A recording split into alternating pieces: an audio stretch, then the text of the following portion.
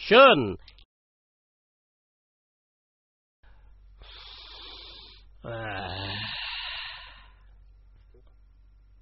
লাটিম সোনা, চারিদিকে কি শুনি মেয়ে ছেলেরা নাকি এইবার দলে দলে ভোট দিব।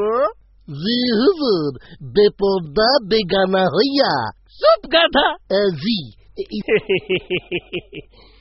এইটা একদিকে খুশির খবর, গ্রামের মেয়ে ছেলেরা তো ওসমান সোনারে দেখতেই পারে না। এমনিতেই বুইরা সোনা মিয়া 4টা বিবাহ করছে। মেয়ে ভোটারগর কাছে তো ওর প্রেস্টিজ পাংচার। বাতাস ছাড়া বেলুনের মতো সোনা মিয়া এইবার মাটিতে আছাড় খাইব। মনে পড়ে গেলবার কি একটা ফতোয়া দিছিল, ওর ভোট অর্ধেক নাইমে যাইব। ভাবতেই মগজে সুরসুরায়। কিন্তু নারী জাতি তো আপনার উপরেও খাপ্পা। গেলবার সংখ্যালঘু নারীদের নিয়ে নাকি কি এক ছড়া ছাপাইছিলেন, চারিদিকে মহা চিল্লাচিল্লি।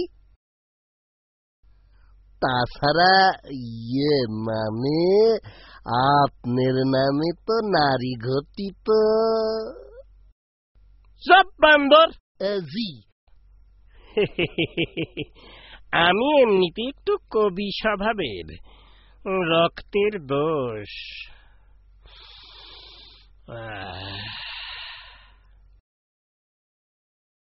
শোন, এইবার নারী ভোটারদের আমার দলে টানতে হইব।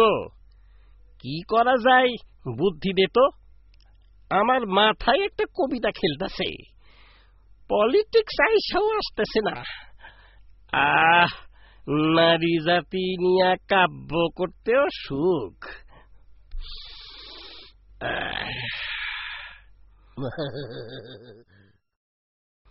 দিলদা খালি আনসান করে। आशिक बनाया, आशिक बनाया, आशिक बनाया रे, आशिक बन। तेरी গান তো ভুলে যেতেছি। আহারে, কেউ তো দেখে না। দেখতে দেখতে আমার চেহারাটা কেমন চোরের মতো হয়ে যাইতেছে। কোথায় যে গেল সেই জোয়ান বয়স। পলিটিক্স কইরা মাথার সব চুল সরাইলাম।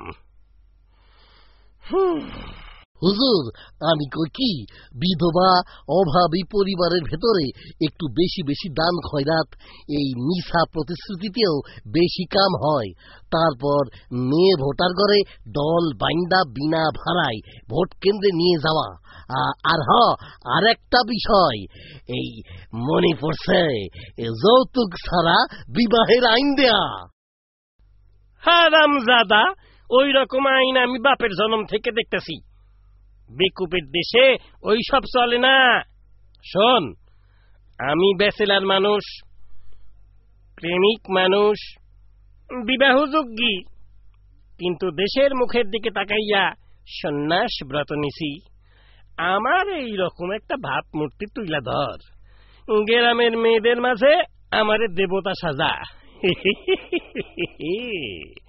দেশটারে আমি বানামু শান্তির কইতর। এই গুলান কি কইয়া দিতে হয় বান্দর কোনহানের? এখন কা আসল যে সমস্যা, সেইটার অগ্রগতি কত দূর?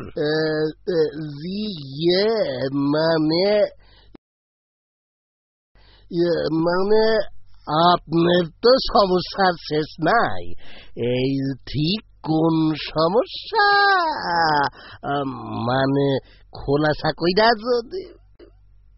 আরে হারামজাদা, ওই যে সংখ্যালঘুরা জাগর ক্ষমতায় থাকতে দূর পাহাড়ে পাঠায় দিছি, ওগোর নাম কি ভোটার তালিকায় আছে?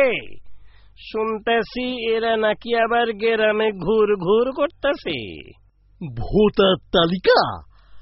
জি না হুজুর, একদম ফকফকা, একটারও নাম নাই। যাও দু একটা ছিল, উল্টায় পাল্টায় দিছি। ভোট কেন্দ্রে গেলে নিজের নামও চিনতে পারবো না। আর যারা ঘুরায় তাগর একটু টাইট দিয়া দিবনে। সাবাস লাটিম সোনা, যা এখন তোর ছুটি ছুটি। বাকি দিনটা আমি একটু কাব্য চর্চা করব, কবিতার খাতা কলম আর বানেসা পরীর ছবিটা দে।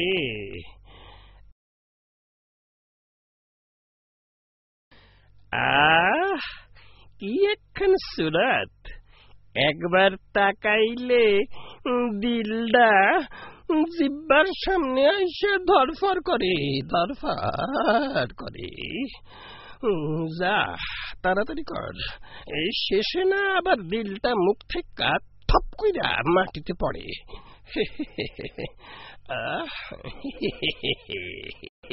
যে মানে পকেট তো ফকফকা, যদি কিছু দিতেন একটু ফুর্তি, মানে লাল পানির সাথে নীল পানি মিশাইয়া বাতি বুতি জ্বালাইয়া নাচানা বাজানা করিতাম। খিলাইমু রে খিলাইমু, পঙ্খির মাংস খিলাইমু। এখন যা, সদরে যারা ঘোরাঘুরি করে সেই সব নাপাক নাদান করে টাইট দে, যা। জি, সালাম হুজুর, আসি।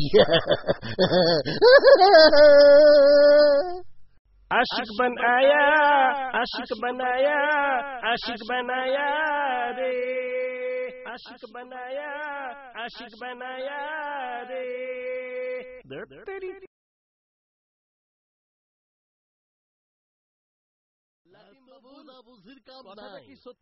তোরা আমার জন্ম এই দেশে, জন্ম আলাদা দেশ আছে, পুরুষ বসবাস করতেছে এই বাংলায়, ঘর বাইন্দা তোমাদের মতন কাম নাই। পাকা বাবু আমাদের পুনর্বাসনের।